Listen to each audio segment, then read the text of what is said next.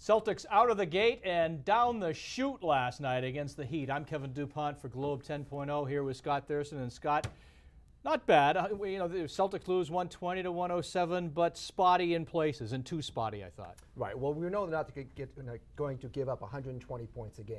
Right. Right. So their team their team defense is going to come together, and it's going to give. They need time to gel. They need time to work in all these new guys. Barbosa, Jeff Green didn't play last year. You know, Courtney Lee. They need time. Right. Courtney Lee was impressive, I thought. I mean, there were things on the good list. Courtney Lee being one of them, I thought. Yeah, yes? I thought he played well, especially in the first quarter. Good defense on Wade. Really got up on him.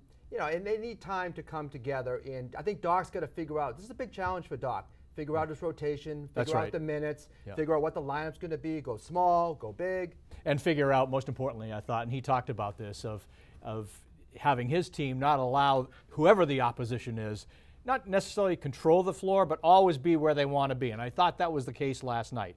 Celtics weak on offensive rebounds, nothing new there, not controlling the boards.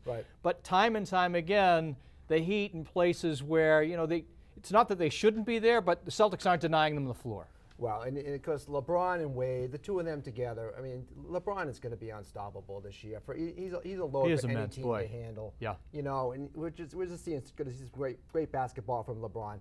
I think they did what they could do last night. Other than I think they need to, like I said, they need to come together. Yeah. They need to gel. The LeBron thing's an interesting discussion because when Jordan was in Chicago, and you know, from the Boston perspective, okay, he's in Chicago, he's maybe the greatest player. It wasn't as sort of in your face as this guy is now. I mean, he starts in Cleveland, comes here. I think a lot of people in our town are going to have a hard time saying this guy is in the discussion as one of the greatest players, but to me he is. You know, already. I agree, and I think he's gotten past the junk. You know, the press conference. You know, all the championships they were going to win.